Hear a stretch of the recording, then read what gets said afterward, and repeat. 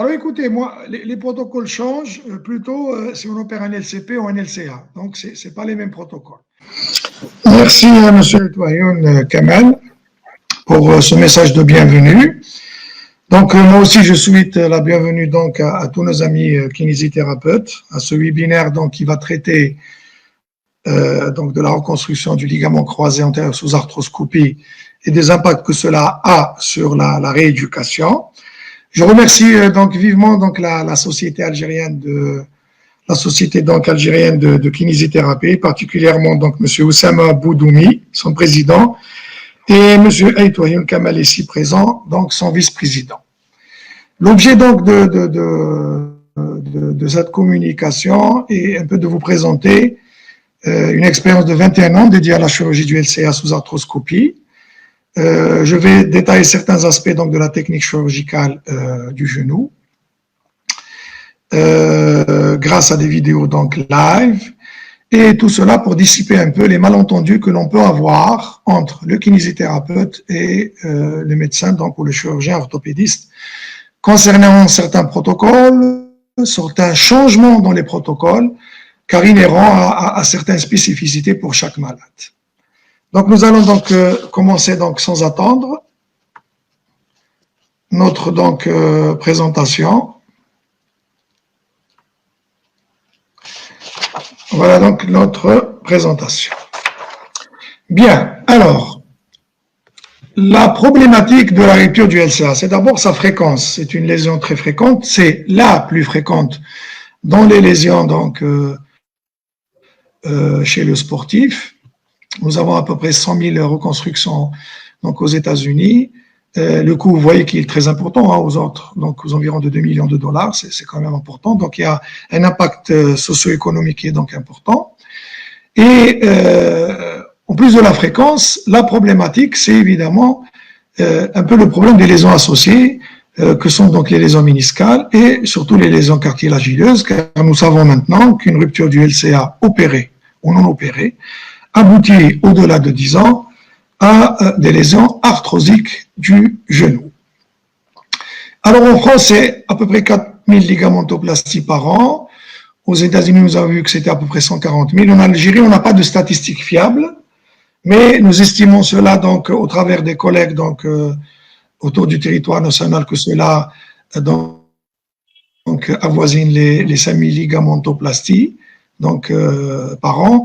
Évidemment, sur les 5000, malheureusement, ce ne sont pratiquement qu'un tiers, voire la moitié au maximum qui sont faites sous arthroscopie, sinon le reste est fait malheureusement encore à ce jour donc à ciel ouvert, ce qui est donc une très mauvaise chose.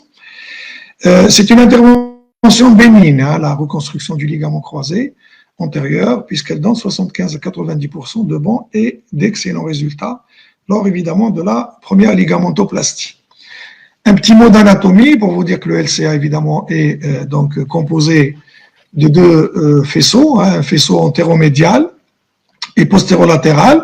Donc on pose souvent la question, on parle d'antéromédial et de postérolatéral, non pas par rapport à leur insertion fémorale, mais plutôt par rapport à leur insertion tibiale, l'antéromédial étant donc plus en avant que le postérolatéral. Il va sans dire qu'il faut toujours faire attention sur le plan anatomique aux lésions périphériques.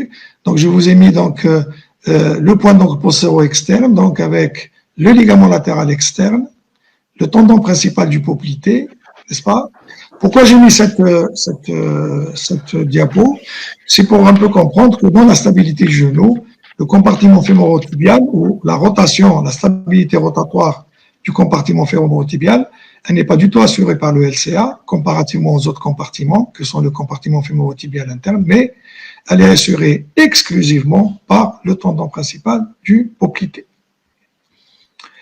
Alors, il y a rupture. Vous savez que beaucoup de tendons cicatrisent, évidemment, lorsque on les suture. Un tendon fléchisseur va cicatriser, un tendon extenseur va cicatriser, même un tendon latéral interne ou externe donc, va cicatriser. Mais évidemment, pour le LCA, il n'y a pas de cicatrisation. L'évolution se fait vers la nécrose du ligament. C'est pour cette raison que il n'y a aucune indication à suturer un ligament croisé. Bien au contraire, il faut mettre en place une ligamentoplastie. C'est la synoviale qui est incriminée. Donc, c'est une barrière aussi riche en actine.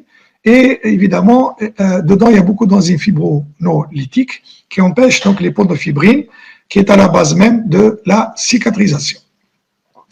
Sur le plan mécanique, le LCA, vous savez tous quel est son rôle. C'est évidemment surtout et essentiellement la translation antérieure du tibia. C'est un stabilisateur secondaire contre la rotation interne et le valgus. Donc, il s'intéresse ou il assure la stabilité rotatoire du compartiment fémorotibial interne, mais nullement celle du compartiment fémorotibial externe qui est assurée par le tendon principal du poplité, comme nous venions de le dire. Bien, alors, sur le plan de ces charges, la charge supportée est de 2200 newtons. Sa rigidité, elle est de 242 newtons par millimètre. C'est quand même assez important et c'est pour ça qu'il a une faible tolérance à la rupture, seulement 20%. C'est pour cette raison que vous avez beaucoup plus de rupture du LCA que de rupture du LCP. C'est pour ça qu'on a donc cette fréquence qui est très, très importante. Sur le plan donc de ces charges supportées, il supporte donc 80% donc des charges de 30 degrés à 90 degrés. Donc c'est un peu on va dire le secteur de mobilité important de ce point de vue biomécanique. Alors évidemment, le LCA avec ses deux faisceaux ces deux faisceaux donc vont donc changer de forme et de tension lors de la flexion et lors de l'extension. Le LCA, c'est pas un ligament isométrique, c'est-à-dire que lors de la flexion-extension, il est tendu à tant de degrés de flexion, il est moins tendu à tant de degrés donc, de flexion. Donc il existe une variation de la longueur de ces fibres au cours de ces mouvements de flexion et donc d'extension. En extension complète, les deux faisceaux, donc antéromédial et postérolatéral, sont donc tendus. Mais sur le plan des études biomécaniques, donc c'est le faisceau postérolatéral qui a la préférence. Ce dernier donc se tend progressivement à son insertion donc fémorale où il va passer un peu en avant et évidemment il va ensuite s'entourer autour du faisceau antéromédial qui est alors distendu en flexion au-delà de 90 degrés. Et cette disposition explique un peu les difficultés de reproduire donc un LCA dans son état donc naturel. C'est pour ça que vous avez beaucoup de techniques et beaucoup de transplants donc qu'on utilise. En tous les cas, lors d'une reconstruction monofaisceau, le choix va se faire entre reconstruire un faisceau antéromédial isométrique ou un postérolatéral qui est anatomique, qui est plus actif et qui intervient plus dans la stabilité rotatoire du compartiment fémorotibial interne. Cette belle étude donc de Fox et Sakan ont montré que il y a un minimum de détente ou de tension, on va dire que la tension plutôt des faisceaux est la moins importante à 30 degrés de flexion. C'est pour cette raison, vous allez le voir tout à l'heure, lorsqu'on fait une ligamentoplastie, le serrage du nouveau ligament ou du néoligament se fait à 30 degrés de flexion du genou. Alors, pour réussir une plastie du LCA, il faut reproduire donc l'isométrie, ou se rapprocher, pour être plus honnête, de l'isométrie du LCA. C'est pour cette raison que la conception du tunnel fémoral est très importante. C'est elle qui va déterminer de manière fondamentale la bonne isométrie ou non du néoligament et donc, évidemment, le succès de cette opération ou non. Donc, point de vue très important sur vos radios, vous allez voir et reconnaître un tunnel fémoral bien positionné ou non, afin de pouvoir déjà anticiper les complications et qu'on ne puisse pas vous coller toutes les complications que vous puissiez vivre avec le malade. C'est toujours le dilemme. Voici donc une vue arthroscopique avec l'insertion du faisceau postérolatéral qui est plus en avant sur le fémur et de l'antéromédial qu'on va reproduire qui est plus en arrière. Alors, comment régler la tension lors de l'intervention? Il n'y a pas de consensus. Alors, si on ne tire pas assez sur le tendon, évidemment, la stabilité n'est pas réglée. C'est le motif même de la consultation du patient. Donc, c'est un véritable échec. Si maintenant la tension est trop importante, vous pouvez obtenir ou entraîner plutôt une raideur, vous pouvez entraîner une rupture possible du transplant et par-delà, vous pouvez aboutir à une arthrose du genou. Quels sont les moyens de fixation? Il y a toute une panoplie. Ce qu'il faut retenir sur surtout la vis, c'est le gold standard quant à la fixation donc, du ligament, parce que d'abord, il donne une rigidité initiale à toute épreuve. C'est une fixation qui est anatomique, elle est près des insertions naturelles du néoligament, et ceci va permettre un protocole de rééducation, un appui précoce et des sollicitations avant la réincorporation. Si cette fixation n'est pas anatomique, si on prend le cas de l'endobouton sur cette photo-là, donc sur la photo A, vous voyez bien que la fixation se fait à distance de l'insertion naturelle, donc du ligament, et ceci va aboutir à un balayage du néoligament, qu'on appelle donc effet élastique.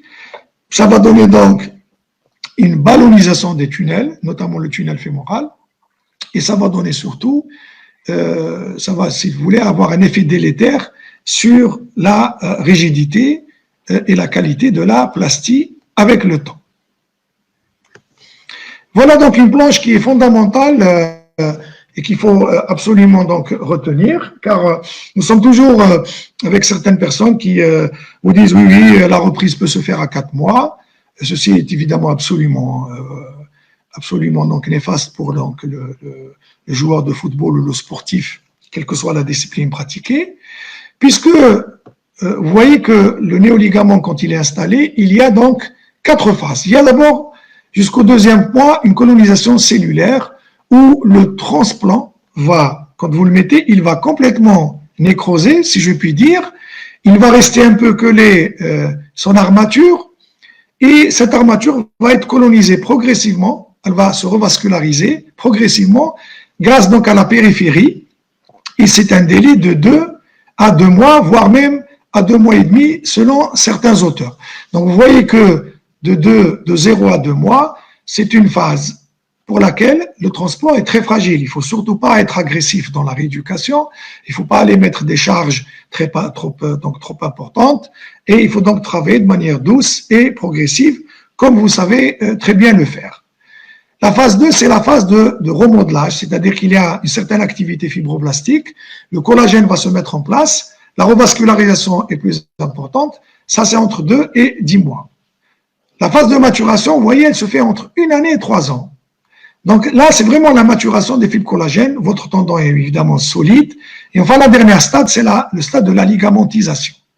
Donc, vous voyez que on ne peut pas aller dire à quelqu'un, vous pouvez reprendre à 4 mois, votre sport.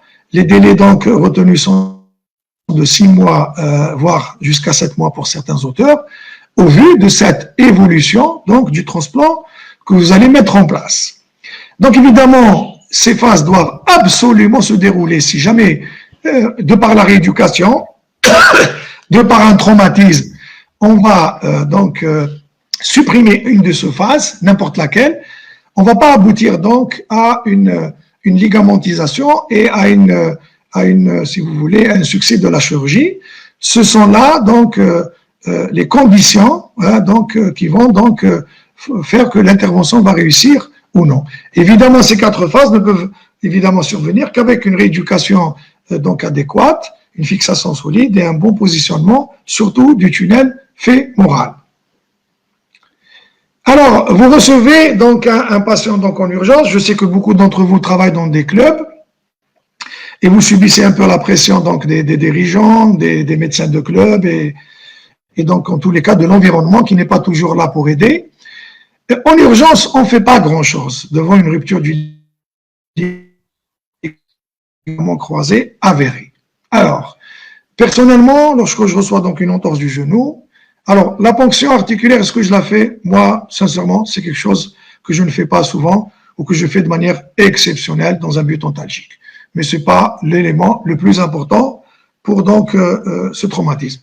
Le plus important, c'est d'aller faire une radiographie pour ne pas méconnaître certaines lésions osseuses qui peuvent être une urgence, nous allons le voir. Donc si vous voyez qu'il n'y a pas de fracture, qu'il n'y a pas d'arrachement, il faut glacer le patient, le mettre dans une attelle donc, du genou, lui permettre l'appuyer avec béquillage et revoir donc ce patient 15 à 20 jours après pour refaire le point d'un point de vue clinique et pour faire l'IRM à ce moment-là. Je vous déconseille de faire des IRM en urgence, car ces IRM-là donnent beaucoup de faux positifs et de faux négatifs en raison de l'importance de l'hématome dans le genou. Alors, lorsque vous recevez donc ce patient à 21 jours, donc vous allez l'examiner, je vous ai mis l'essentiel de ce que, c'est-à-dire c'est l'examen succinct, rapide, pour une rupture isolée du LCA. Donc il y a le test de Trial-Lachman qui consiste donc à provoquer donc une translation antérieure du tibia. C'est un très bon test parce qu'il est sensible quand même à 85% et il est spécifique à 98%. Le tiroir antérieur, alors beaucoup de gens font un tiroir antérieur comme vous le voyez sur la photo, c'est faux. Le tiroir antérieur, il faut le faire à 60 degrés de flexion. À 90 degrés, on va aller chercher des lésions périphériques, des lésions des coques condyliennes et des lésions des points d'angle, qui soient des points d'angle internes ou externes. Si vous voulez confirmer qu'il y a un tiroir antérieur lié à une rupture du ligament croisé antérieur, il faut toujours le faire à 60 degrés de flexion. Le reversed pivot shift, là aussi, c'est un signe pathognomonique. Moi, je l'utilise à tous les coups. Il faut mettre donc le membre en rotation interne. Et à 30 degrés, vous allez avoir un ressaut donc, du compartiment fémoro-tibial externe. Donc, on imprime un valgus sur donc, le genou et on fait une rotation interne et on a un ressaut. En fait, le ressaut, c'est le couplage de l'instabilité rotatoire du compartiment fémoro-tibial interne avec l'avancement du plateau tibial. Les signes minuscules, vous les connaissez, c'est le signe de Houdar et le Grandic test, on ne va pas s'attarder dessus. Donc, pour se résumer, le diagnostic d'une rupture du LCA est avant tout clinique. N'allez pas faire des IRM et des choses comme ça. Il faut d'abord examiner le patient, c'est fondamental. C'est ça qui va déterminer le diagnostic et non l'IRM. L'IRM est là surtout, sincèrement, non pas pour faire le diagnostic du LCA, mais pour aller chercher la topographie des lésions méniscales et aller chercher des lésions périphériques. L'arthroscopie diagnostique est-elle utilisée? Elle n'est plus de mise. Sincèrement, c'est exceptionnel. Moi, je la fais une fois tous les 2 ou 3 ans, alors que je fais 250 à 300 ligaments par an, donc au bloc opératoire. Il est important, quand vous examinez le patient, de déterminer le degré de gêne fonctionnelle, la motivation et le profil du patient. On n'opère pas tout le monde de son ligament croisé. Il y a des gens qui font des ruptures du ligament croisé pour lesquels il ne faut pas ou qu'il ne faut pas donc opérer. Et évidemment, le diagnostic est difficile lorsque vous avez un blocage en flexion avec une anse de saut bloquée dans les chancres intercondyliennes. Là, par contre, l'IRM va vous aider. Une rupture partielle du LCA, c'est pas donc toujours évident de le faire. Un patient qui se contracte fortement, c'est aussi difficile. Et surtout un patient qui a un gros gabarit, donc qui a un genou qui est énorme, c'est un patient qui pèse 130 kg et c'est pas évident d'empaumer dans ses mains donc les genoux et de pouvoir aller chercher des signes d'instabilité. Alors, l'immobilisation prolongée, je vous la déconseille. Ça donne de l'algodystrophie, de la myotrophie, surtout de la raideur. Il faut permettre aux patients de marcher de suite et au bout de 15 jours, commencer à faire la rééducation, donc progressive et douce pour gagner dans la mobilité. Il ne faut pas attendre évidemment l'IRM pour faire le diagnostic, comme on l'a dit, le diagnostic est d'ordre clinique. Alors, sur le plan de l'imagerie, moi je reçois beaucoup de patients avec des IRM et les patients, quand je leur demande de faire des radios, ils sont étonnés et ils me disent évidemment tout le temps, j'ai fait des radios, l'IRM suffit. Donc, vous voyez qu'ils viennent déjà avec ce profil ou cet esprit que l'IRM à elle seule suffit, faux. L'IRM a ses indications et la radio aussi. Alors, je vous montre ici le cas d'un patient qui a une fracture de seconde, vous la voyez ici, qui, lorsqu'elle existe, est une fracture qui est pathognomonique de rupture du LCA. Vous avez ici une fracture de la tête du péroné. cette fracture donc de la tête du péroné qu'on voit ici sur le scanner, nous a donc imposé d'opérer le patient donc en urgence, et on a procédé donc à un vissage de la tête du péroné avec donc une petite fracture du plateau tibial qu'on a refait et à une rétention de la capsule postérieure et du fascia lata. Vous voyez que la radio évidemment est importante. Et c'est vrai que le gold standard évidemment c'est l'IRM. Vous voyez donc ici l'aspect normal d'un LCA et ici cette tache donc au niveau de l'échancrure intercondylienne. Il n'y a plus donc de fibres du LCA, elles sont donc enchevêtrées un peu dans toutes les directions. Vous allez avoir cette tache et il faut toujours chercher une rupture du LCA. Sur ces images-là, il faut voir la ligne de Blumenstadt, le fond de la trochlée, pour aller chercher une rupture du LCA. Il ne faut pas aller la chercher sur les autres images, ça ne sert absolument à rien. Voilà un kyste mycoïde donc du LCA. Là, donc, ce sont donc des ruptures du ligament latéral externe. Vous voyez bien donc sur cette photo en arrière et sur cette coupe donc sagittale. Il faut toujours chercher donc les lésions périphériques, c'est très important. On passe donc maintenant à la chirurgie. Je vais vous montrer donc quelques vidéos pour un peu étayer votre curiosité sur la conduite à tenir par rapport à certains gestes quand on vous dit qu'il ne faut pas commencer tôt la rééducation, il ne faut pas dépasser tel degré, pourquoi on a une raideur, pourquoi on a donc une inflexion du genou. Donc je peux vous expliquer cela à travers donc les quelques vidéos que nous allons voir. Ça évidemment c'est l'installation du malade, on le met à 90 degrés avec donc la colonne d'arthroscopie et tout ce qui s'ensuit. Ceci le matériel essentiel, donc je vous fais grâce donc de ces détails. Alors le prélèvement de la plastie c'est primordial, il faut absolument donc bien disséquer le surtout fibreux, donc c'est l'enveloppe péritondineuse, et la fermer de manière anatomique parce que d'abord ça nourrit le tendon rotulien et en plus c'est un élément de glissement donc post-opératoire très important. Ici donc on fait donc la première moucheture donc antéro-externe pour introduire la caméra. Nous allons essayer donc de voir si, parce qu'on n'a pas pu obtenir l'image, mais je vais quand même m'entêter et voir si je peux éventuellement faire passer l'image. En fait, c'est l'image de prélèvement, c'est pas l'image, donc les images dans le genou. Ça, rassurez-vous, elles passent, mais c'est l'image du prélèvement. Je voulais vous la montrer. Donc, on va essayer. Si ça marche, ok. Si ça marche pas, je vous enverrai ça autrement. Alors, est-ce qu'on voit les images? Quelqu'un peut me répondre? Est-ce qu'on voit la vidéo? On la voit, oui ou non?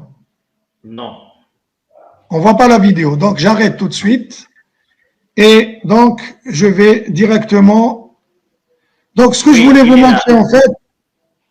Oui, là, je la vois. Ce que je voulais vous montrer, c'était le prélèvement du tendon rotulien. C'est un prélèvement... Vous savez, le tendon rotulien fait 3 cm de large. Et donc, on prélève 1 cm seulement.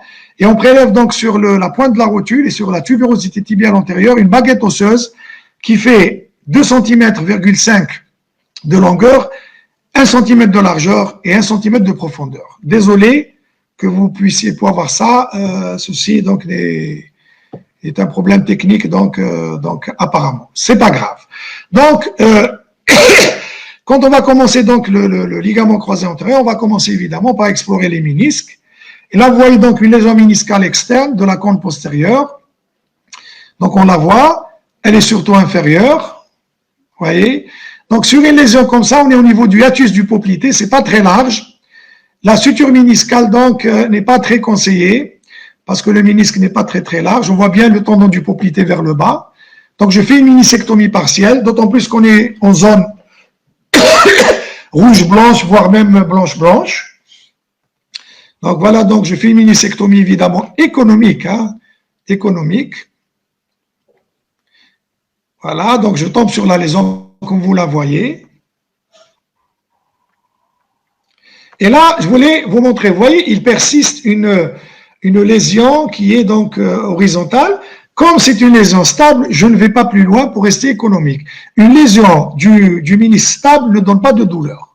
Donc, ça c'est très important aussi parce que quand vous demandez une IRM, il faut toujours mettre dans le protocole que nous avons laissé une petite lésion stable du mur postérieur. Sinon, le médecin rééducateur va vous mettre, oui, il existe une lésion, et là, ça pose problème après avec donc le malade ou avec le joueur.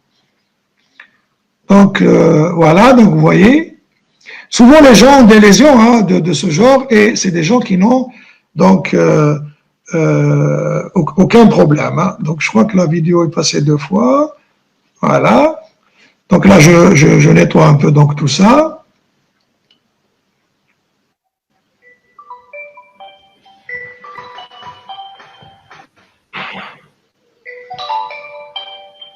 Il y a un téléphone qui sonne, s'il vous plaît.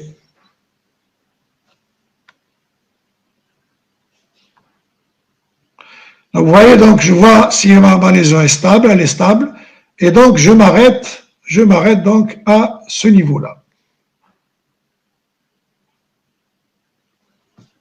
Voilà, je vérifie encore s'il n'y a pas de lésion à côté, sur la cône moyenne. Là, je suis dans l'échancrure. Voilà ce qui reste donc du ligament croisé. Hein, c'est une ancienne lésion. Donc, vous avez toujours un peu de ligament vers le bas, c'est-à-dire sur le tibia, mais sur le fémur, vous n'avez plus rien du tout. C'est du tissu fibreux seulement, qu'on enlève facilement. Vous voyez? Et derrière, vous commencez à voir le ligament croisé, donc postérieur. Donc ça, c'est un couteau Chever qui tourne à 3000 tours minute. Et vous voyez donc que l'échancrure intercondylienne est totalement vide. Il n'y a plus de LCA. Hein, vous voyez, il n'y a plus de LCA. Je nettoie encore donc cette échancrure avec une curette.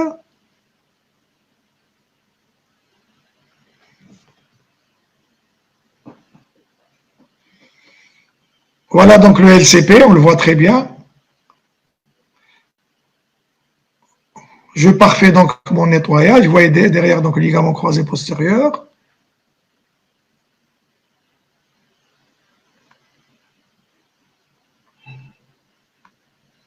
Donc j'introduis donc ma broche guide. Voilà. C'est un décalé qui est de 7 degrés pour être réellement isométrique. Donc je rase le ligament croisé postérieur et je vais introduire donc mon routeur fémoral, donc, qui est de 10 mm. Hein, donc, c'est des tunnels de 10 mm de diamètre et qui sont de 35 à 40, voire 45 mm de. Voilà. Donc, voilà le tunnel fémoral que je nettoie. Alors, docteur Zmouri. Oui. Oui. Je t'entends, oui. La vidéo ne fonctionne pas. Ah, écoute. La vidéo ne fonctionne pas. Ouais, mais bon. Il ne marche pas, la vidéo. Mais ça, moi tout à l'heure, on pouvait voir ça. Hein. Je ne sais pas pourquoi ça ne marche pas. Oui, je sais. Mais maintenant, il fonctionne. Attendez, je vais. Tout à l'heure, ça marchait. Est-ce que comme ça marche? Regardez. Oui. Ça marche comme ça ou non? Oui, ça marche comme ça, oui. Ça marche? Bon, on va rester comme ça. Alors, on va rester comme ça. Très bien, super. Donc, je termine, donc, je parfais donc mon tunnel. Voilà. Et donc, vous avez donc ainsi.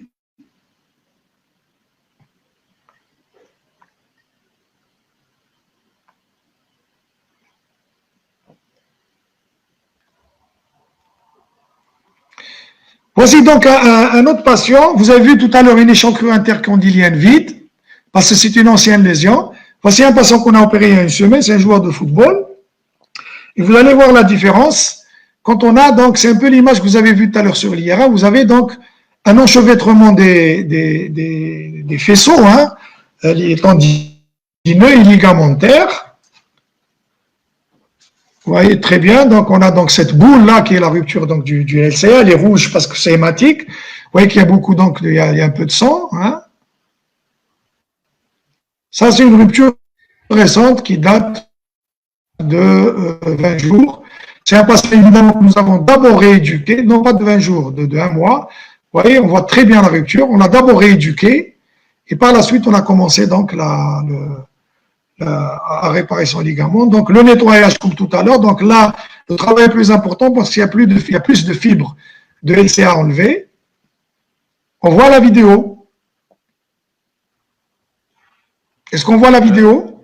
Oui, oui, ça va, oui. Très bien. Donc là, on fait le nettoyage, comme tout à l'heure, hein.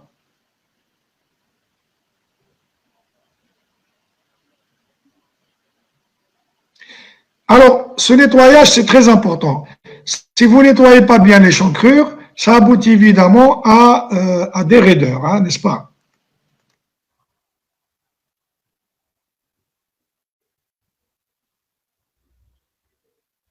Donc, l'échancrure nettoyée, vous voyez, pardon, décidément. Là aussi, donc, je mets donc alors, c'est important parce que là, je vous montre ça deux fois parce qu'il faut être isométrique, comme nous l'avons dit. Si le tunnel, vous le mettez trop en avant, s'il ne rase pas comme ça, le LCP, c'est un tunnel qui est trop antérieur, ça va donner un transplant court et c'est la raideur en flexion à tous les coups. Vous pouvez rééduquer comme vous voulez pendant 10 ans, vous n'obtiendrez jamais de rééducation et on est obligé, nous, d'aller les opérer et d'aller couper le ligament, de travailler la raideur et de faire un autre ligament croisé. C'est la seule solution pour ce genre de patient.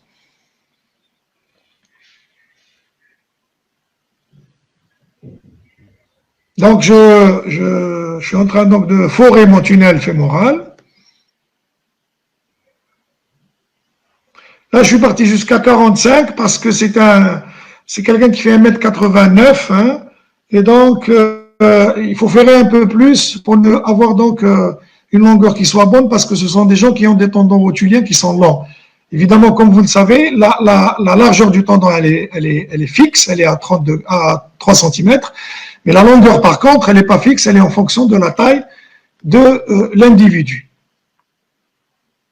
Voilà donc mon tunnel qui rase évidemment le ligament croisé postérieur. Donc, première conclusion, le tunnel fémoral, il faut qu'il soit là, vous l'avez vu. Vous savez maintenant où est la bonne situation du tunnel, que personne ne vienne vous raconter n'importe quoi, vous dire n'importe quoi. Sur la radio, vous allez voir votre positionnement et vous savez si ce malade va faire une raideur ou non, afin qu'on ne puisse pas incriminer la rééducation. Deuxième étape, évidemment, si le tunnel tibial. Là aussi, c'est important, il faut que le tunnel tibial soit environ 0,7 à 1 cm maximum donc, du ligament croisé antérieur en avant et entre les deux massifs des épines. Voici donc ma broche quitte. Et donc, je vais faire passer donc mon routeur tibial. Vous voyez, je suis entre les deux massifs des épines. On voit très bien les deux massifs des épines. Et je suis ni en avant ni en arrière, à mi-chemin entre les cordes antérieures des deux ménisques, surtout la corde antérieure du ménisque interne, et l'insertion ou le ligament croisé postérieur. Là aussi, c'est très important.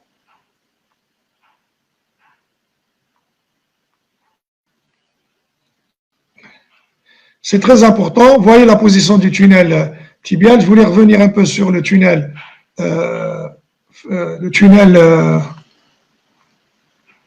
tibial. Voilà, hop, je voulais vous montrer cette image. Voilà. Vous voyez, donc ça, c'est le tunnel tibial. Et vous voyez que tout autour, j'ai tout enlevé. Alors, certains vont vous dire, il faut laisser, faux, il faut enlever tout. Parce que si vous laissez ici de l'os avec beaucoup de fibrose, etc., ça va un peu calcifier et enlever la course du transplant, et ça va entraîner ce fameux syndrome du cyclope qui est source de fléchissement. Donc, deuxième point, il faut nettoyer totalement toute l'embouchure et tout autour du tunnel tibial, sinon on aboutit à un syndrome du cyclope. Après avoir fait les deux tunnels, on va passer la plastie. Donc, on fait passer un fil. Donc, le fil est passé préalablement. Voilà le LCP. Vous voyez le fil tracteur. Je vais tirer sur le fil.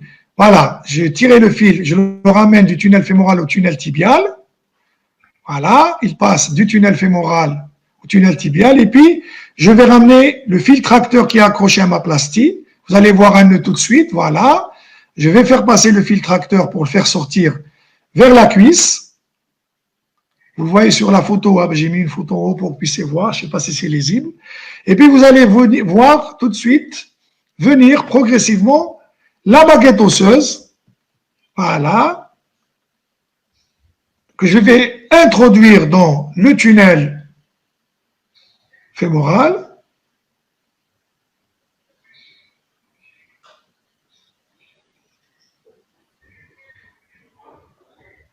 Elle est en train de se laisser désirer.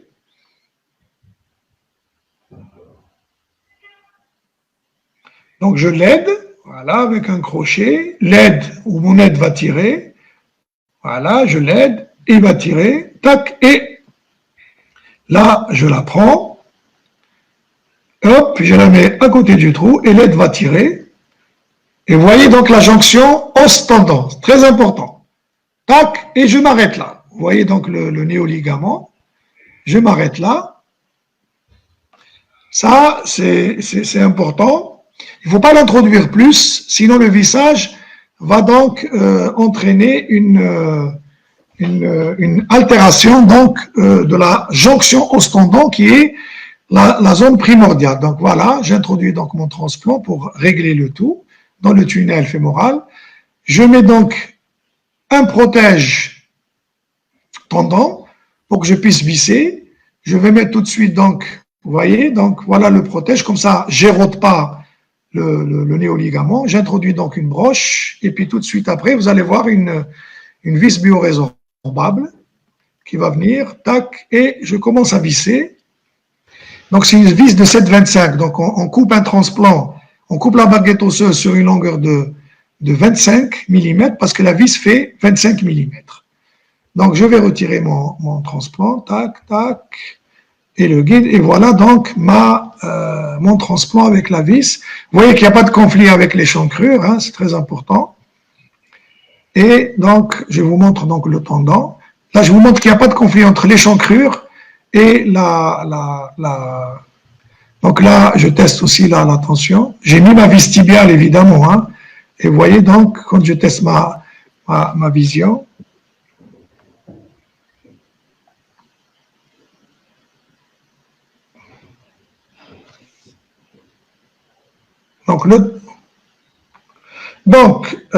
pardon, hop là.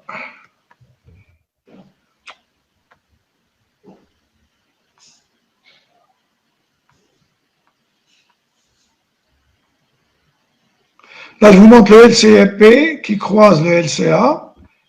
Et là, très important, vous voyez le vide qu'il y a ici, ça c'est le condyle fémoral externe. Il faut absolument qu'il n'y ait pas de conflit entre le condyle fémoral externe et le néoligament, le nouveau ligament. Sinon, s'il y a un contact, un shoot dans le vide, et évidemment, ça se rompt. Avec le temps, ça érode, et ça entraîne des ruptures itératives donc du LCA. Bon, ça c'est encore un vissage. Je pense que ça n'a plus d'intérêt, vous l'avez vu le vissage, voilà.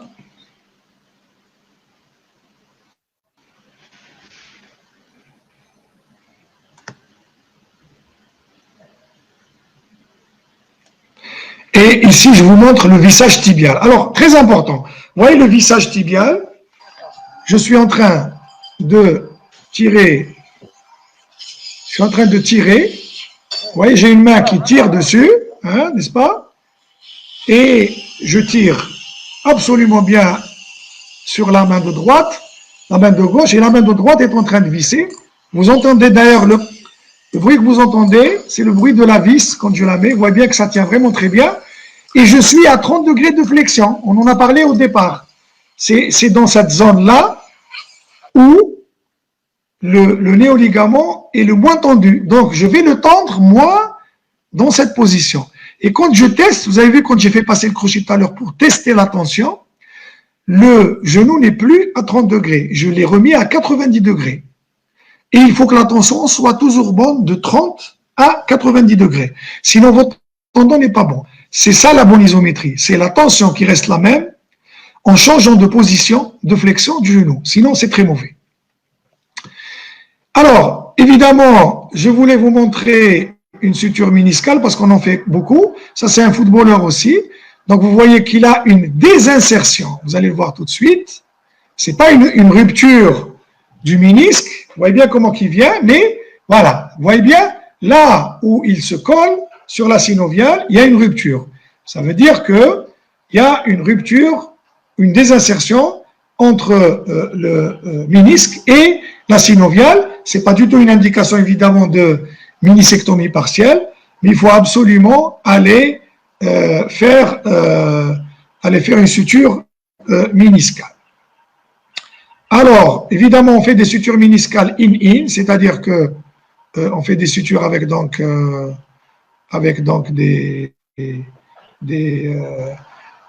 des procédés. Hein.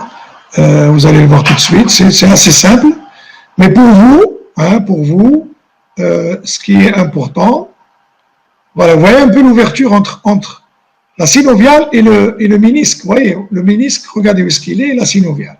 Donc, vous voyez que ça, c'est réellement l'indication d'une suture. Donc, voilà. Donc, j'ai une aiguille que j'introduis.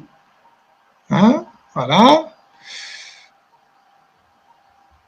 Donc, j'essaie de chercher la bonne place. J'ai jugé que c'était pas terrible là-bas, donc je change de place.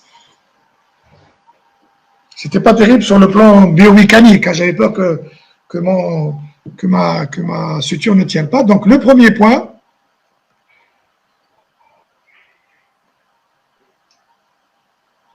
Et puis, je vais réintroduire donc mon aiguille pour faire le second point.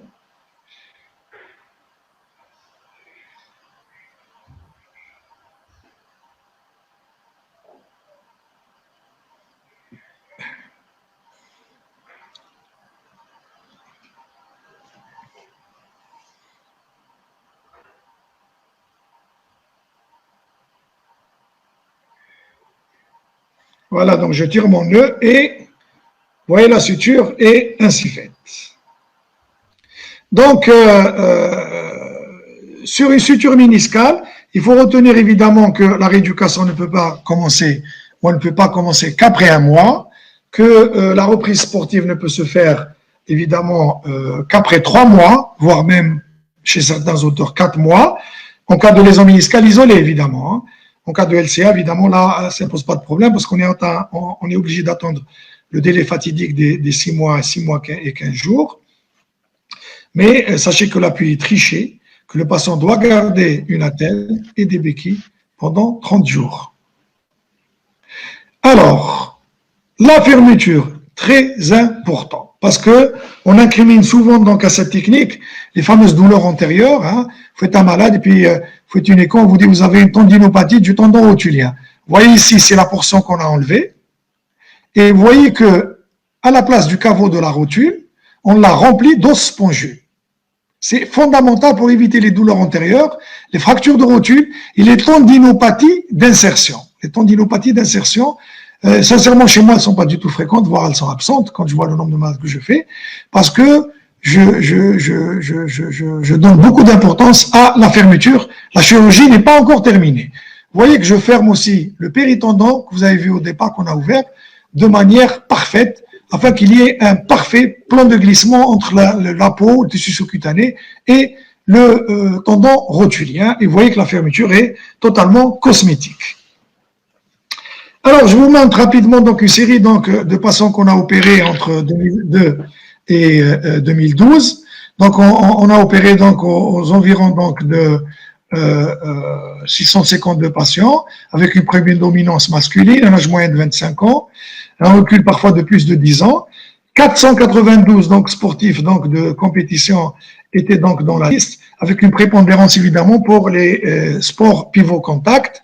Vous voyez que cette série est prédominée donc par les footballeurs évidemment. Entre l'âge de l'accident, on a eu 45 jours à 3 années, ce qui est un excellent délai pour nous, car c'est une population en prédominance sportive et donc les gens viennent évidemment consulter rapidement. On a eu 2 fractures de seconde, on a parlé tout à l'heure des fractures de seconde, et on a eu 95% des patients chez lesquels on a fait des IRM. Évidemment, le LCA, c'est pas un problème, c'est surtout pour voir la topographie des lésions méniscales et rechercher des lésions périphériques, n'est-ce pas? À part les cas particuliers qu'on a énoncés tout à l'heure, l'IRM, évidemment, il faut la demander. Je ne dis pas qu'il ne faut pas la demander, mais elle n'est pas là surtout pour faire le diagnostic de rupture du LCA, sauf dans certains cas. La topographie des lésions méniscales, vous voyez que c'est surtout les lésions des cônes postérieurs qui sont touchées, 83% dans le ménisque interne, 93%, 72% dans le ménisque externe, parce que c'est souvent donc un mécanisme en flexion. Donc c'est pour ça que ça se déchire en arrière. Et 19% de notre population avait des lésions bilatérales, et ceci évidemment a des répercussions sur la genèse de l'arthrose. C'est pour ça que opérer un ligament croisé sans ménisque et avec des lésions méniscales complexes, c'est pas du tout le même avenir pronostic d'un point de vue arthrosique. Sur le plan de l'IKDC préopératoire, vous voyez que 96% des patients étaient classés C anormal. Donc, on a retrouvé surtout donc sur les lésions méniscales internes des lésions donc de fonte méniscale, n'est-ce pas? 124 ou 125 patients avaient des lésions bilatérales. Sur le plan du cartilage, c'est surtout donc la partie interne qui est en général touchée. C'est le condyle fémoral donc interne. C'est des lésions de chondrite de différentes stadifications. Je ne rentre pas dans les détails. Sur le plan donc subjectif, sur le plan du résultat, 98% de nos patients étaient très satisfaits donc de nos résultats. 0,2%, c'était un patient qui était donc déçu donc du résultat. Sur le plan de douleur, vous voyez que la douleur, le gonflement, l'appréhension, l'instabilité sont prédominants au niveau de l'IKDC-A, qui est classé IKDC-A normal. Seulement 6 patients avaient un arrêt dur retardé à l'examen, mais ceci n'avait aucune répercussion sur l'instabilité. Sur le plan de la mobilité, on a eu 2 défauts d'extension qui ont nécessité une mobilisation sous AG, et on a eu 2 patients qui avaient présenté une raideur en flexion qui ont nécessité une arthrolyse au 5e mois sous arthroscopie. Le positionnement du tunnel, vous voyez qu'il est très beau chez la quasi-totalité de nos patients. C'est fondamental, sinon vous ne pouvez pas réussir une ligamentoplastie.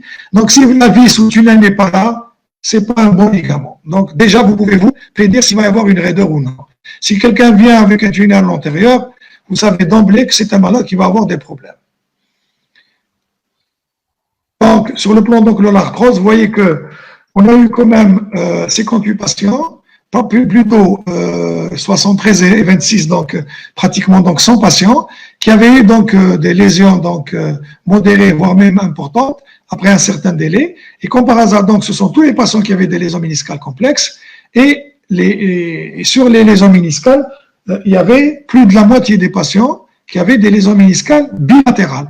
Donc, vous voyez un peu que la genèse de l'arthrose, c'est aussi la qualité et l'état des ménisques avant la chirurgie. Voilà donc une arthrose une grande arthrose à fémorotibiale interne et même un peu fémorotibiale externe. Après 10 ans, donc c'était un judoka, ce patient, après donc 10 ans d'évolution, vous voyez que ça évolue vers l'arthrose. Après, chacun évolue à son rythme, hein, évidemment, mais disons que vous allez finir par avoir ces images au bout de 15 ans, c'est comme ça, c'est l'évolution naturelle, qu'on opère ou non donc ces patients. Et vous voyez que donc sur le plan de l'IKDC final, les patients sont très satisfaits. En pré-op, on était classé à B et C, et en post-op, on est classé à A normal et B donc presque normal. Donc c'est une intervention qui donne un excellent résultat. L'autre technique, c'est l'utilisation de la patte doigt. C'est exactement la même technique, sauf qu'on utilise les tendons de la patte doigt. Donc voilà. Donc on prélève les 2 brins, et ces 2 brins donc sont nettoyés, et puis on les retourne pour en faire un faisceau ou un tendon à 4 faisceaux. Vous voyez qu'on a bien suturé ici, parce que c'est l'emplacement des vis, et ce tendon doit faire au minimum 10 à 11 cm de longueur. Donc le vissage sur le tibia, vous le voyez donc sur votre photo de gauche, donc vis biorésorbable, et en bas, évidemment, la fermeture est plus cosmétique. Alors, qu'est-ce qu'il faut choisir? Le DIDT? Alors, moi, sincèrement, je fais toujours le tendon rotulien, mais chacun a ses avantages, hein. Le tendon rotulien, il a une fixation solide et anatomique, sa longueur est fixe. Le DIDT est adaptable, mais sa fixation est plus difficile, hein.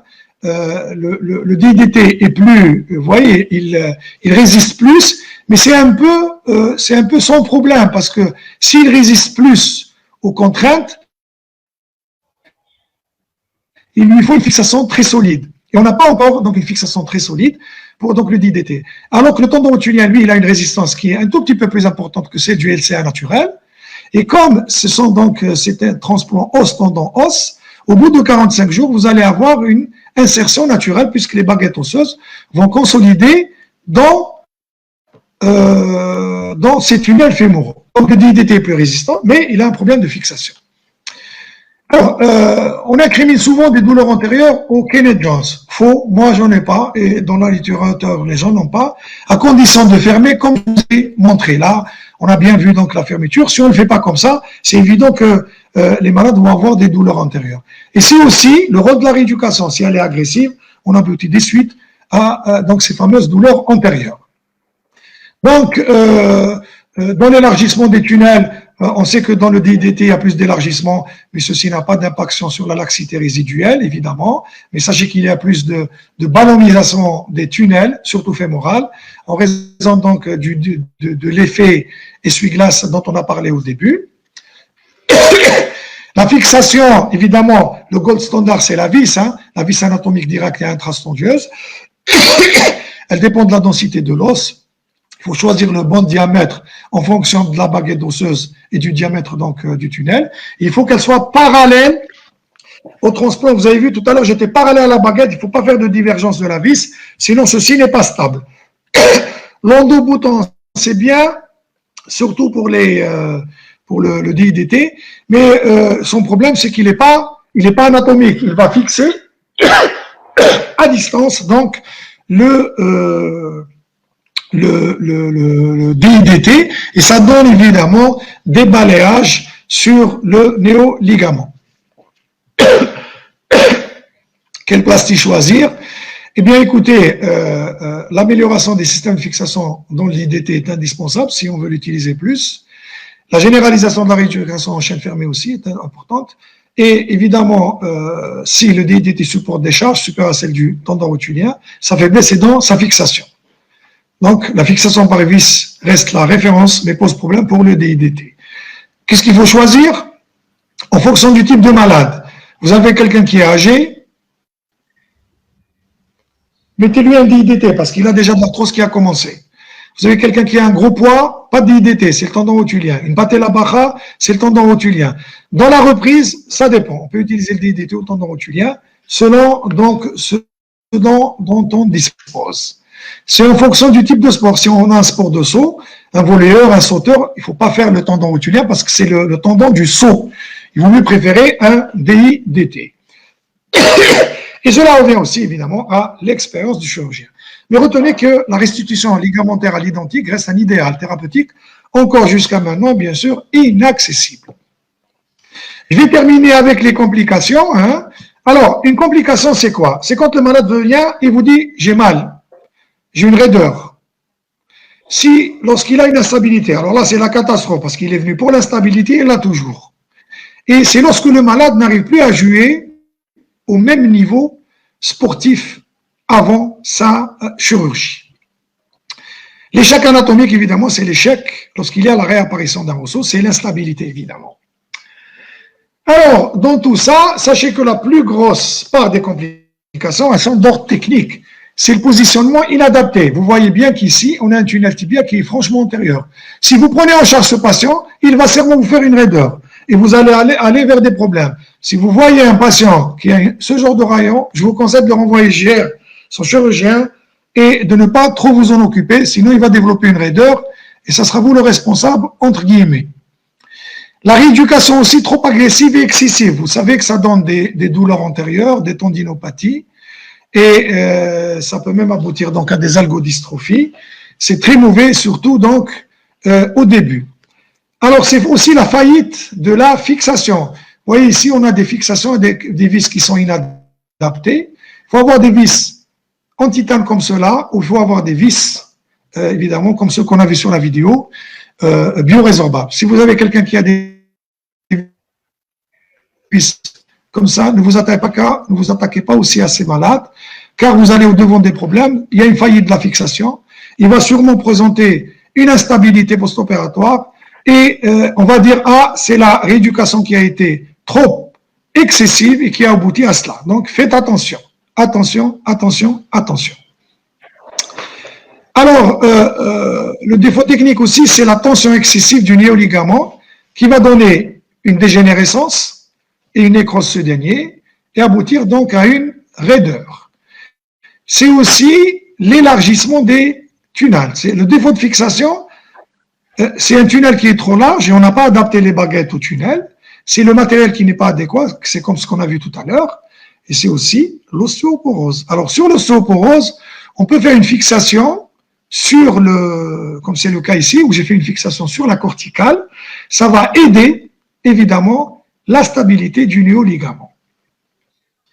Il ne faut pas méconnaître une laxité périphérique négligée. Donc, il faut examiner minutieusement vos patients, ne pas passer à côté d'un ligament latéral interne ou externe. Alors, sur le plan des tunnels osseux, vous avez vu qu'ici, le tunnel est franchement antérieur. C'est presque le positionnement d'un ligament croisé postérieur. Hein. Et là, si le ligament est là, donc vous avez un tendon qui part de là à là, il va être court. Et si le tendon est court, vous allez avoir un déficit de flexion. Et là, évidemment, il faut envoyer le malade vers son chirurgien. Vous pouvez le rééduquer pendant 20 ans, il restera comme ça. Comme je vous l'ai dit tout à l'heure, il faut faire il faut couper le ligament sous arthroscopie, faire une arthrolyse, une fois que la mobilité est obtenue, refaire carrément un autre ligament. Là aussi, si vous avez un tunnel tibia qui est trop interne, ça va aboutir à un conflit interne entre les condyles fémoraux et la plastie. Là, je vous ai montré ceci. C'est pour les gens, donc, vous voyez, là, la vis, elle est pratiquement dans les parties molles, parce qu'il y a eu un très mauvais positionnement du tunnel fémoral, et ça doit donner donc des contraintes en extension, parce que le tunnel est trop en arrière. Ne vous amusez pas à aller rééduquer des patients comme ça, parce que vous allez être après le responsable. Je termine donc par les indications. Pour dire en premier lieu, on n'opère pas tous les ligaments croisés. On opère un LCA ou une rupture du ligament croisé en fonction du profil du patient. Je parle du profil sportif.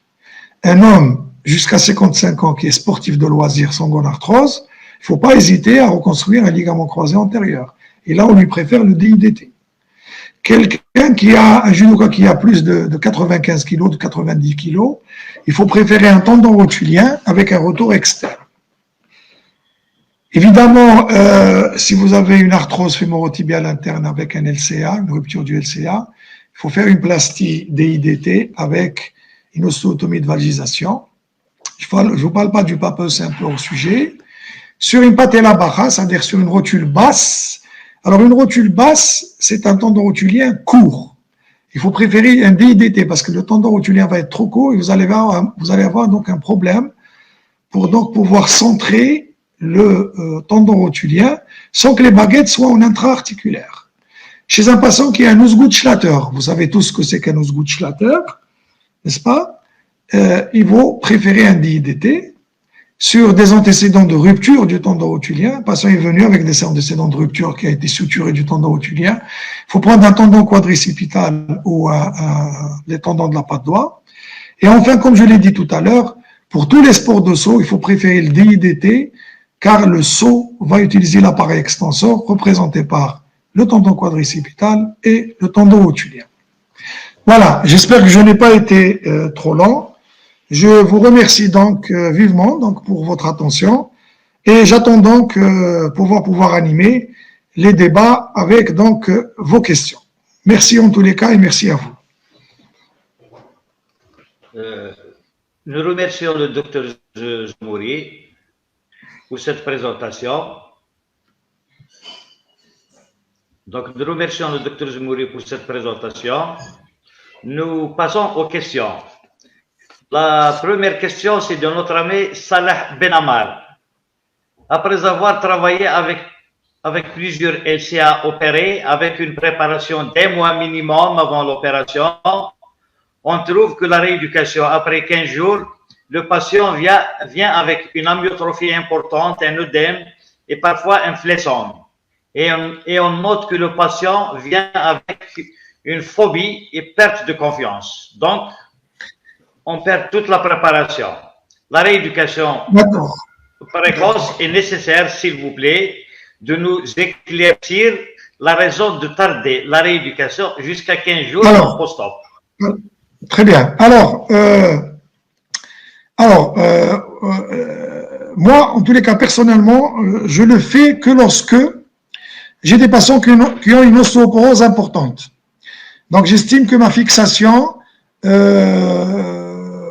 j'ai pas obtenu la stabilité que j'ai l'habitude d'avoir, donc par plus de sécurité, je commence la rééducation au 15e jour post-opératoire.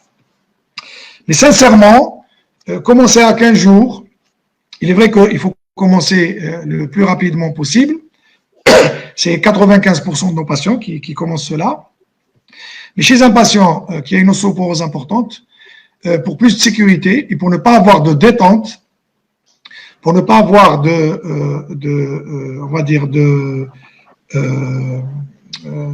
problème de migration de la plastie, sincèrement, je préfère commencer au 15e jour. Mais évidemment, sur 100 malades opérés, cela représente 2 ou 3 malades pour qu'on puisse être d'accord.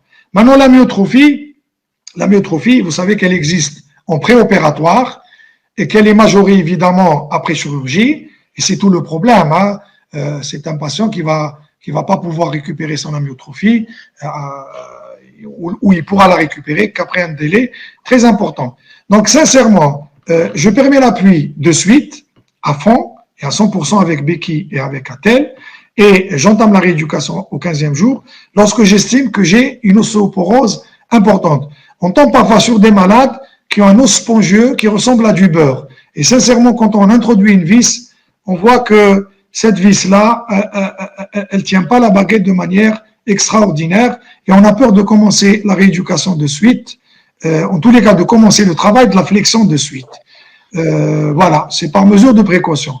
Mais sachez que la plupart de nos patients, évidemment, commencent donc de suite la rééducation. Je ne sais pas si j'ai répondu à la question de notre ami Benhamer.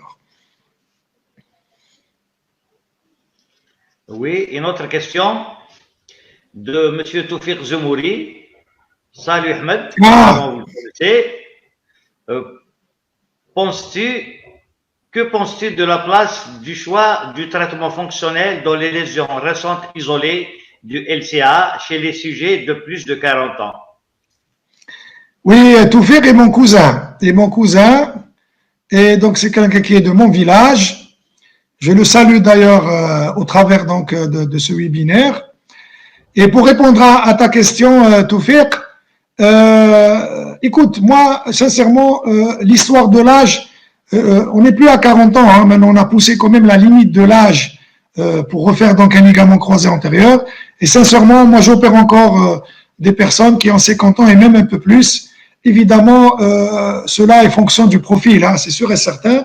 Parce que j'ai un patient donc qui a un profil donc de sportif de loisir et qui fait du sport, qui fait ses 3 séances par semaine, qui va faire de l'escalade, qui joue donc ses 2 matchs de football donc par semaine.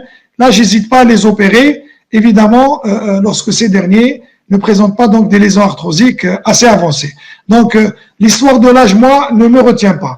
Maintenant, le traitement fonctionnel, moi, je peux, si tu veux, l'encourager. Si je tombe sur un patient qui n'a pas le profil du sportif, je dis toujours d'ailleurs aux patients, écoutez, il n'est pas obligatoire d'opérer votre ligament croisé. Comme je l'ai dit dans ma communication, on n'opère pas tous les ligaments croisés antérieurs, mais si quelqu'un veut reprendre du sport et du sport pivot, c'est indispensable. Nous savons tous qu'on peut courir sans ligament croisé en ligne droite, on fait des accélérations en ligne droite, on peut donc marcher sans recourir donc à un dérobement, mais nous savons que si nous devons donc faire donc un sport avec donc pivot contact, il est indispensable de refaire donc son ligament croisé. Donc traitement fonctionnel, oui, pourquoi pas, pour donc certains patients qui ont un certain profil sportif. Mais l'âge, sincèrement, c'est pas une barrière pour moi.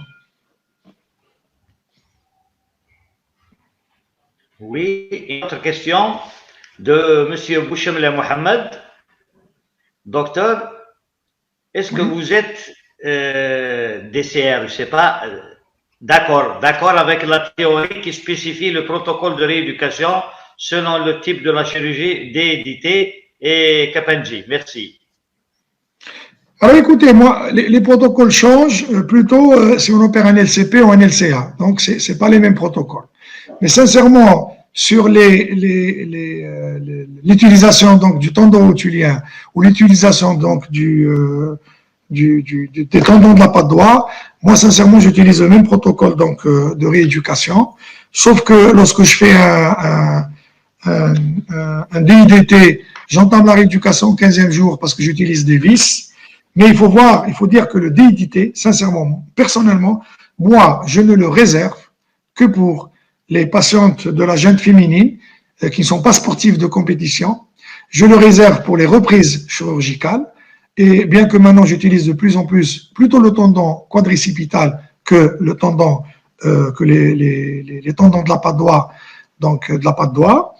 Et je l'utilise évidemment pour les sujets de plus de 50 ans qui ont un profil arthrosique. Je préfère le DIDT donc au ligament croisé antérieur. Mais sincèrement, d'abord le protocole qui dit que les patients doivent reprendre à 4 mois, sincèrement, il y a peu d'auteurs qui l'utilisent. Tout le monde est d'accord pour dire qu'il faut donc entamer la reprise à partir de 6 mois, 6 mois et demi, voire même 7 mois pour certains auteurs.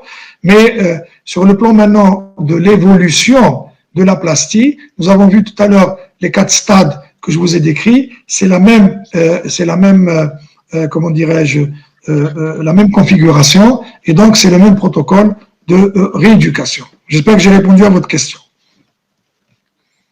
Une autre question de M. Abdelwahab Marrah. Est-ce qu'il y a un risque de travailler en chaîne ouverte après LCA? Après le LCA.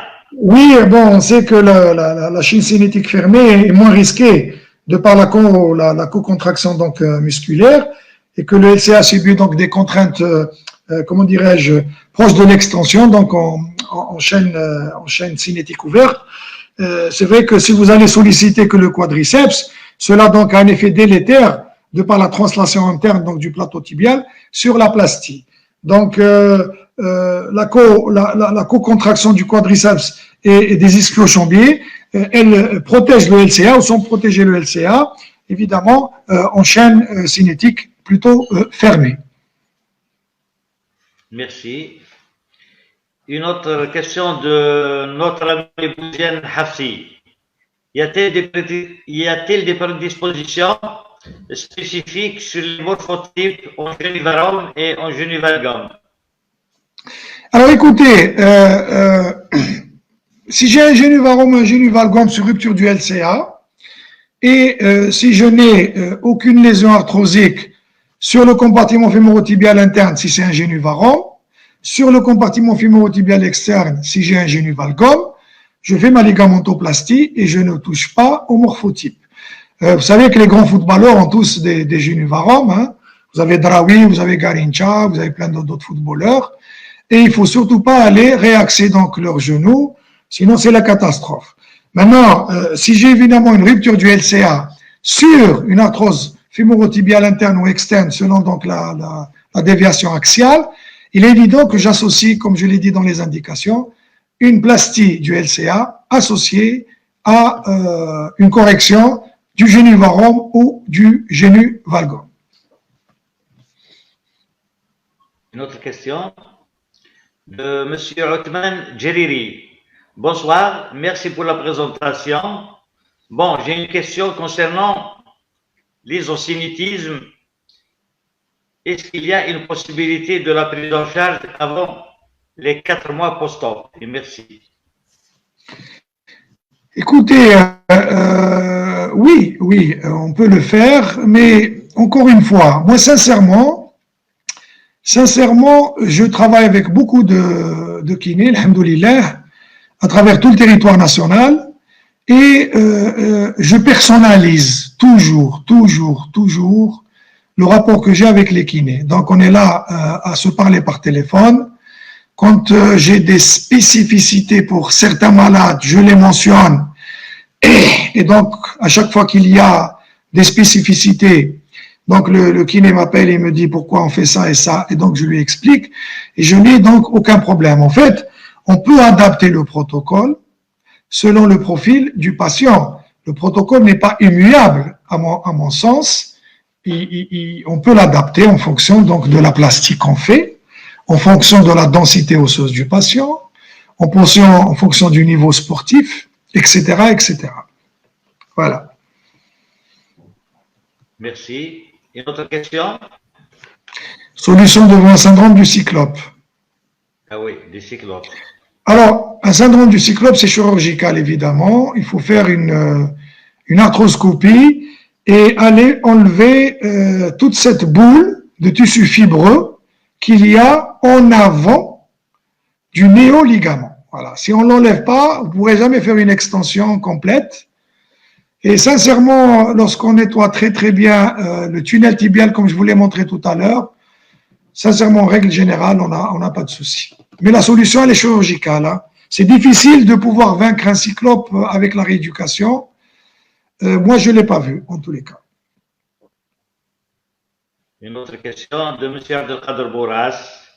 Comment des greffons avec une structure anatomique et neurosensorielle destinés à leur fonction spécifique peuvent-ils se substituer au rôle biomécanique et proprioceptif du LCA? C'est une très bonne question. Alors évidemment, c'est des tendons libres, hein, que ce soit le DIDT, le tendon quadricipital ou le tendon rotulien. C'est pour ça que ces tendons, lorsqu'ils sont mis en place, il y a une certaine donc, période d'adaptation.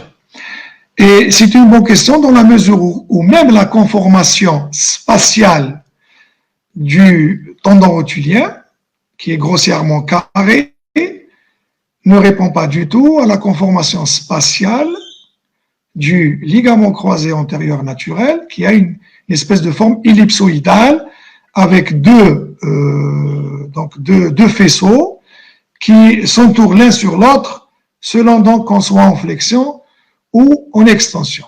Mais les contraintes du genou vont finir donc par donner au néoligament, c'est pour ça qu'on va jusqu'à un délai de 3 ans, 4 ans, après ligamentisation, vont finir donc, ces contraintes biomécaniques vont finir par lui donner donc ce remodelage qui fait qu'il va ressembler ou qui va se rapprocher de la conformation du LCA. Ça, c'est sur le plan mécanique.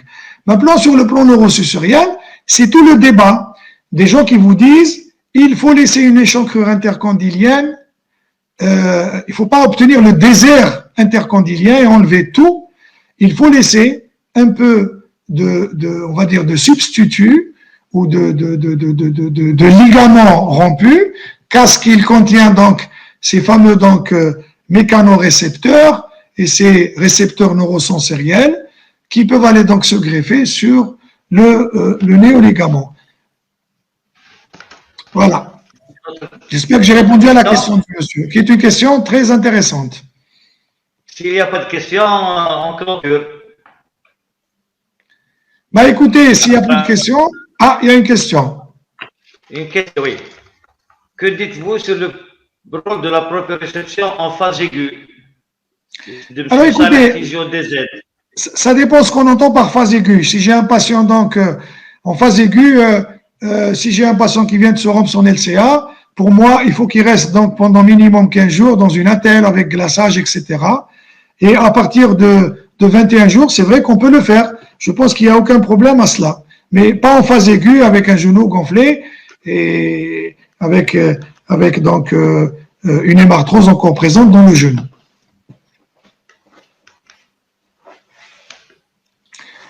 Oui, toujours. Question de mon lien, Sofiane Beka. C'est un plaisir de te voir. Est-ce que vous opérez le LCA et l'OTV en un seul temps? Ça, c'est un orthopédiste, docteur Beka. Alors, toujours, Becca, cher confrère, toujours en un seul temps. Alors, comment je fais? Donc, je fais le prélèvement du tendon, je fais l'exploration intra-articulaire, je répare les ménisques, je fais le tunnel fémoral. Ensuite, qu'est-ce que je fais? Je vais faire mon ostéotomie. Moi, je fais une pénétration externe, hein. Pardon, une soustraction externe. Donc, je fais une soustraction externe. Je fais par la suite mon tunnel tibial. Je fais passer mon transplant et le problème est réglé. Alors, au lieu de faire le ligament croisé isolé en 50 minutes, 1 heure, on va dire, il faut rajouter 30 minutes d'ostéotomie. Voilà. Donc, toujours en un seul temps. Toujours. D'autres questions de M. Sid El Hadi. Bonsoir, s'il vous plaît, combien de séances de rééducation pour un KG par semaine? Alors écoutez, moi je suis pas rééducateur ni kiné, hein, mais en règle générale, on fait ça 1 jour sur 2. Hein. En tous les cas, pendant la première phase, quand je dis première phase, c'est de 0 jusqu'à 45 jours. C'est la phase inflammatoire. C'est un jour sur 2, quoi. Il y a beaucoup de physio, évidemment, beaucoup de choses. Moi, on fait 0,90 degrés, de 0 à 15 jours. Et puis, au 15e jour, à l'ablation du fil, on travaille au-delà de 90 degrés.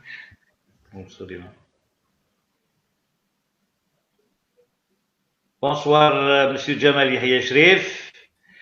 Est-ce que dans la pratique, il y a des cas d'échec imminent et quelle serait la conduite à tenir? J'ai pas compris la question. Échec imminent chirurgicaux, vous voulez dire? C'est-à-dire, on opère un malade, il y a un échec. Alors, évidemment, on en a plein.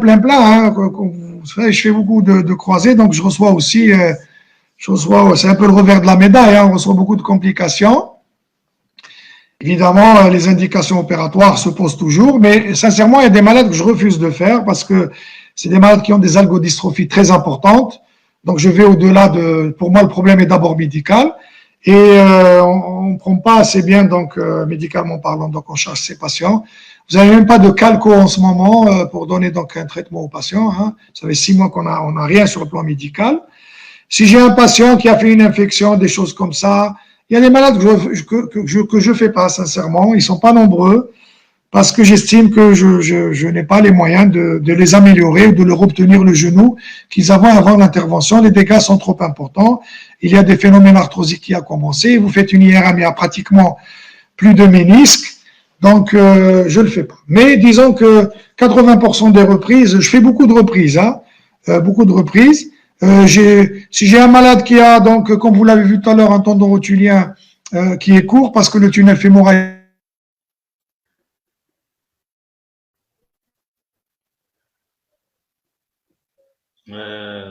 Problème de sang. Je crois que vous m'entendez plus. Ah si. Donc, j'hésite pas à aller enlever donc les vis, et couper le tendon, faire une arthrolyse pour obtenir une mobilité de 0 à 140, le reconfier au kiné. Et puis, une fois que la mobilité est bonne, je le reprends pour lui faire donc un Kenneth Jones ou un DIDT. Donc, quelle serait la conduite à tenir? C'est une conduite à tenir à la carte. Donc, chaque cas est un cas d'espèce. Donc, c'est une question assez générale. Je ne sais pas si j'ai répondu à la question à M. Jamal Yahya Shrif. D'autres questions? De M. Ibrahim El-Khdari. Concernant l'association de lésions LCA avec lésions du ligament latéral externe, quel est votre protocole thérapeutique? Alors, on en fait assez. On a quand même une belle série. Bon, c'était pas là, j'ai parlé pratiquement pendant 1 heure, donc je voulais pas surcharger la communication. Mais sinon, c'est un sujet très intéressant. Alors, moi, je fais en un seul temps. C'est une opération qui prend 2h30. Je fais en un seul temps LCA et ligament latéral externe. Évidemment, assez souvent, on a souvent donc un SPE associé. Donc, il faut aller faire la neurolyse du sciatique poplité externe. Le LCA, je prends évidemment un tendon rotulien avec les tunnels comme vous l'avez vu. Et pour le ligament latéral externe, moi, j'utilise donc, alors s'il est isolé, j'utilise le droit interne et je fais une plastie en 8 entre la tête du péroné et l'épicondyle fémoral externe. Je mets tout ça dans une attelle et sincèrement, je ne fais pas de rééducation pendant 45 jours. J'entame la rééducation à partir du 45e jour. C'est vrai qu'on peut rééduquer de 0 à 60 degrés pendant le premier mois. Surtout que la fermeture, nous, on l'a fait à 90 degrés. Donc mon genou est déjà à 90 degrés. Mais après, ça dépend où j'envoie les malades. Si je vais vers des rééducateurs que je connais, dont je connais l'expérience, je peux m'entendre avec eux pour qu'ils travaillent de 0 à 60 degrés. Mais si je connais pas, je sais pas où le malade va, je préfère donc entamer la rééducation à 45 jours. On a une série de pratiquement 50 malades, et le ligament latéral et le CA. On a eu une fois, sincèrement, une ou deux fois une raideur qui a nécessité une arthrolyse. Sinon, on n'a jamais eu de problème. D'autres questions de M. Bachir Aoun. Que pensez-vous du cas laser en kinésithérapie qui réduit considérablement le temps de guérison, surtout chez les footballeurs? Alors écoutez, moi je suis le cas laser, vous voulez dire donc le laser, c'est ça, hein? Le laser, oui. Alors moi je suis pas kiné, hein, je suis pas rééducateur, mais c'est vrai que je reçois beaucoup de gens qui ont des tendinopathies, des choses comme ça. Le laser, oui, il est très bien sur les tendinopathies profondes. J'envoie de plus en plus vers des kinésithérapeutes qui ont le TECAR aussi, qui est pas mal. Moi, à mon sens, il me donne de bons résultats. Donc, j'estime que le laser, le TECAR, oui, c'est une très bonne alternative pour les tendinopathies, surtout pour les tendinopathies résistantes et pour les tendinopathies d'insertion. Voilà. Quand j'ai une tendinopathie du tendon rotulien sur son lieu d'insertion, le cas laser et le TECAR, sur le plan médical, moi, je suis assez satisfait. Mais encore une fois, la palme revient au travail du kiné et non au mien. Hein. Une autre question, sinon on va conclure. Bon, on va conclure, mais avant de passer la parole au il y a encore des questions. Il y a encore une question de Emna Rakik. Est-ce que l'atteinte méniscale associée peut influencer sur la méthode choisie pour l'opération entre le DDT et le KG pour un joueur de volleyball?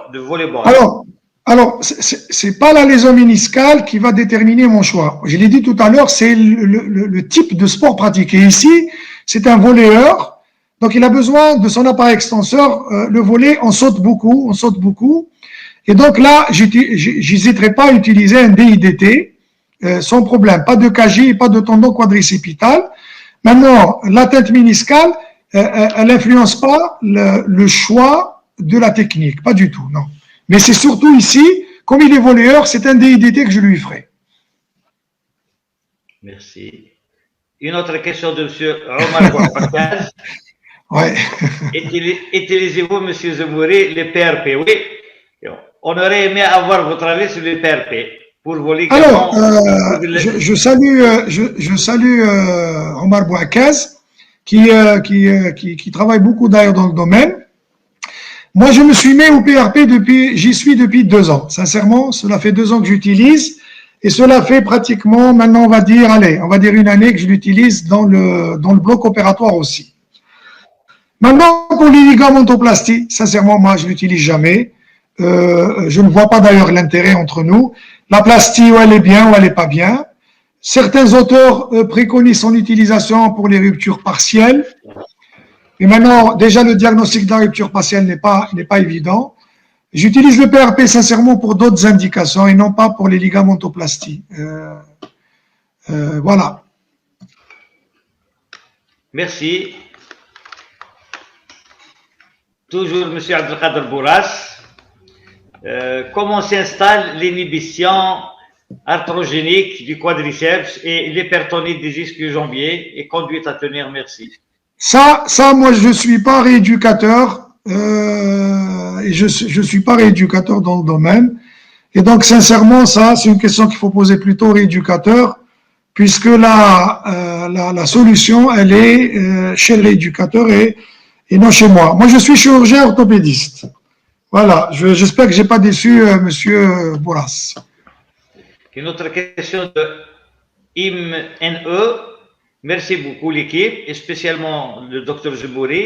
Un live très riche, des informations et détaillées et une excellente présentation. Oui. Merci à tous, hein, merci à tous et merci pour votre attention. J'espère qu'on pourra renouveler l'expérience avec d'autres sujets. Hein. Et je remercie donc l'équipe qui est à la tête donc de la Société algérienne de kinésithérapie pour son dynamisme et pour le temps qu'elle consacre donc à ces webinaires. Donc j'espère donc vous revoir très bientôt et puis je laisse la parole donc à Monsieur Aït Mahyoun. Oui, et ben pour terminer, je souhaite moi et notre association d'avoir le Dr Jumouri avec nous pour nous accompagner dans nos journées scientifiques et pourquoi pas programmer déjà une PTG. Aucun problème. Il faudrait simplement qu'on accorde nos violons, c'est tout. Oui. Et vous allez nous excuser parce qu'on a pris beaucoup de votre temps, on a eu des problèmes techniques et tout ça, mais vous étiez très très patient. Et merci. C'était un plaisir, c'était un plaisir. Et bonsoir. Au revoir tout le monde. Au revoir.